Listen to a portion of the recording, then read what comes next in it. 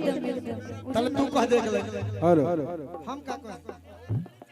अरे ताला में चाबी डाल दो अरे हो करे जाए कल हाफ पैंट पे जाना है इसमें खाने। एक और चाबी लो एक और चाबी लो एक और चाबी लो कमे में फरिया दिया हां अब कितना सुंदर होता हां कि यही बात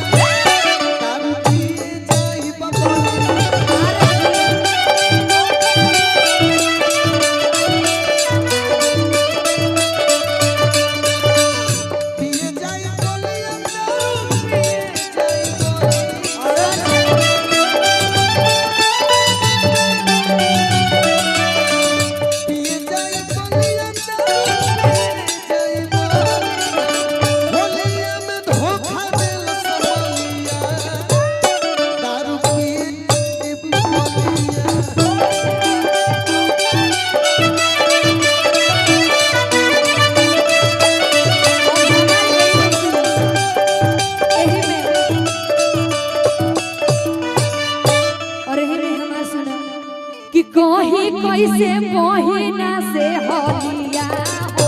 जीजा में सतेले हलिया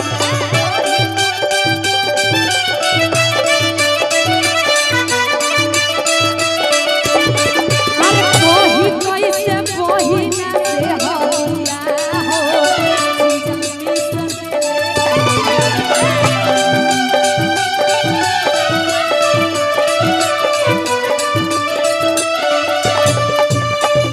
सतेले कोलिया हो सतेले कोलिया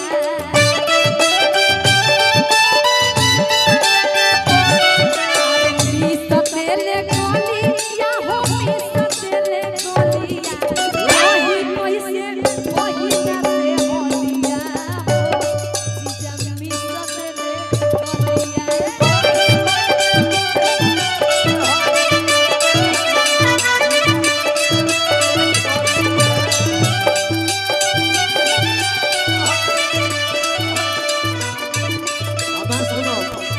धुन ये है लय है लेकिन शब्द बदल गए। अच्छा कैसे अरे जोहिया से फागुन बाटे चढ़ल केकरा खातिर कहत नहीं अच्छा के भौजी लोग खातिर कि जोहिया से फागुन बाटे चढ़ल मन बैगन के बामोड़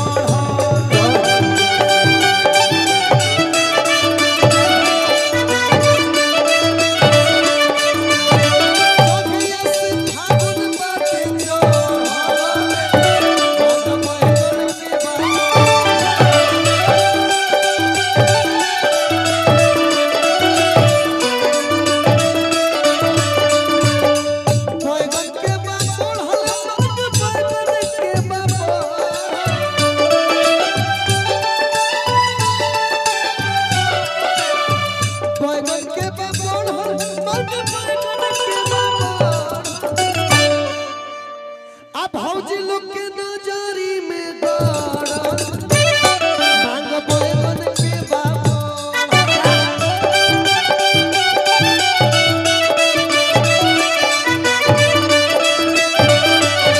जोहिया से फागुन बाटे चढ़ल मांग बैगन के बाबा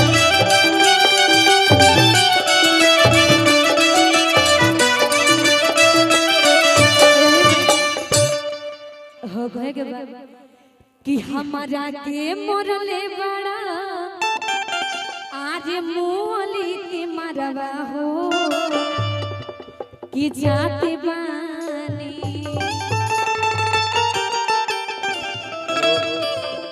या आप लोग सबसे निवेदन है कि कम से कम करने दीजिए। और मेरे भैया गोलू राजा जी अभी उपस्थित हैं, उनको कम से कम आप लोग कर दीजिए। हेलो रौरा जौन कहने अब सुनैबे ना कइल अब से कह साउंड का बढ़ा देले हेलो